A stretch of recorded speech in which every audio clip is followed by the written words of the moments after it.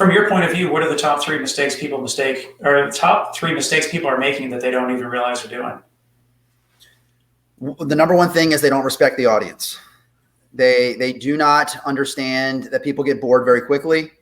When I'm giving a presentation, I'm asking the audience questions every 2 minutes, even rhetorical questions that we all know the answer to. Because I know that when you answer me in the chat or out loud, I'm resetting your attention every 2 minutes. So people do not respect the audience. They don't come in with a plan.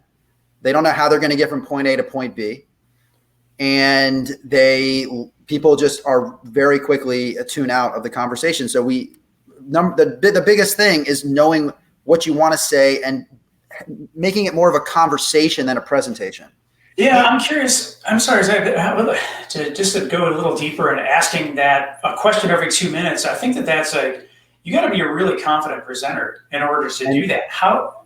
And that's how do you get to that point? How do you get to that point? Or what exercises would you recommend someone do to gain that confidence?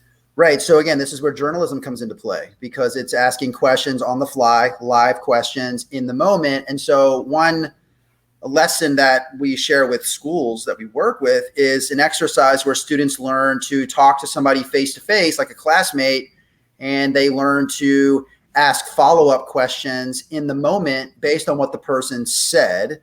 So for instance, if the person said, I just had a really fun weekend, then the student across from them should say, well, what did you do? Where did you go? How was it? Right. And then they say, oh, I saw this really great movie. What movie did you see? Right. So it's learning to be quickly in the moment, staying in the moment, listening, or being mindful of how to take that conversation further. The other thing, just with presenting and asking questions, is you got to know your own material, right? Like I know my material. I know where I want to direct conversations. So I already know what I want to ask the group. So I'm just working through the progression of getting the group to sort of that aha moment.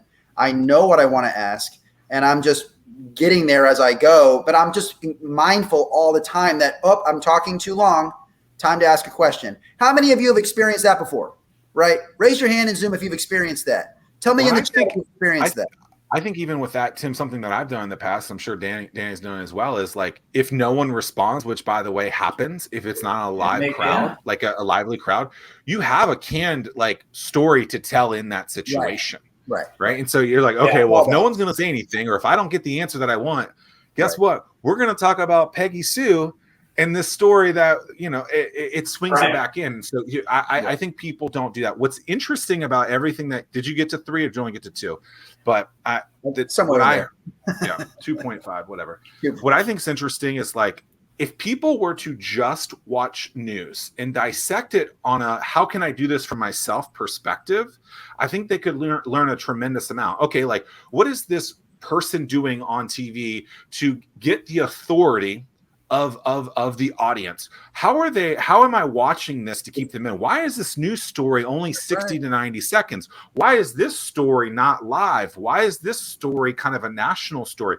I always like to look at obviously you guys know I'm a huge wrestling fan, so I think Vince McMahon is probably the greatest media advertiser promoter in the world, and just the way that he continually promotes things even in show, like, oh, hey, in 10 minutes this thing's about to pop up. Like, this is something that most people don't do, because I guess they don't respect that industry to do it. I don't. That's he's showing you how to do it, and exactly the same thing every day.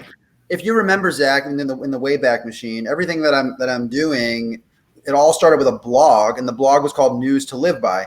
And so I would look at the news and I would dissect it, not through left and right, liberal, conservative, right or wrong. I would say, let's look at the communication skills, the leadership skills, the organizational skills that we are observing through people in the news, whether it's the newscasters themselves or the people they interview.